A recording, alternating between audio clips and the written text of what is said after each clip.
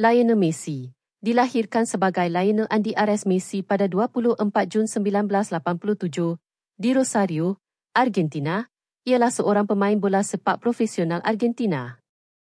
Dianggap secara meluas sebagai salah seorang pemain terhebat sepanjang zaman, beliau telah menghabiskan sebahagian besar kejayaannya yang cemerlang sebagai penyerang untuk FC Barcelona, Paris Saint-Germain dan kini Inter Miami CF, di samping menjadi kapten pasukan kebangsaan Argentina.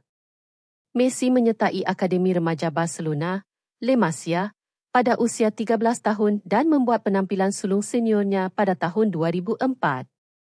Sepanjang 17 tahun bersama Barcelona, beliau memecahkan banyak rekod dan menjadi penjaring terbanyak sepanjang masa kelab itu.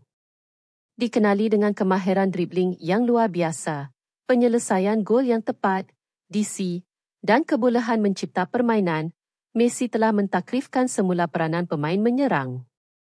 Senarai anugerah individu dan pasukan beliau yang tiada tandingan termasuk 8 kali pemenang Ballon d'Or, lebih banyak daripada mana-mana pemain lain.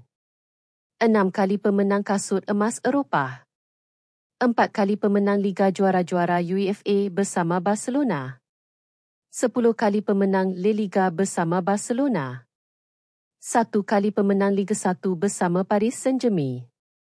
1 kali pemenang Piala Liga bersama Inter Miami CF. Pemenang Piala Dunia FIFA 2022 bersama Argentina.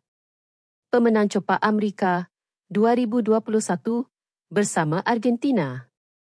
Selain kejayaan di peringkat kelab, Messi telah memimpin Argentina mencapai kejayaan antarabangsa yang signifikan, memuncak dengan kemenangan bersejarah Piala Dunia FIFA pada tahun 2022, satu detik yang mengukuhkan status legendanya di pentas global.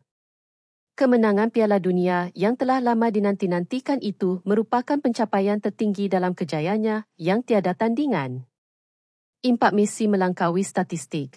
Beliau adalah ikon global yang kerendahan hati, dedikasi, dan bakat luar biasa telah menginspirasi berjuta-juta orang di seluruh dunia.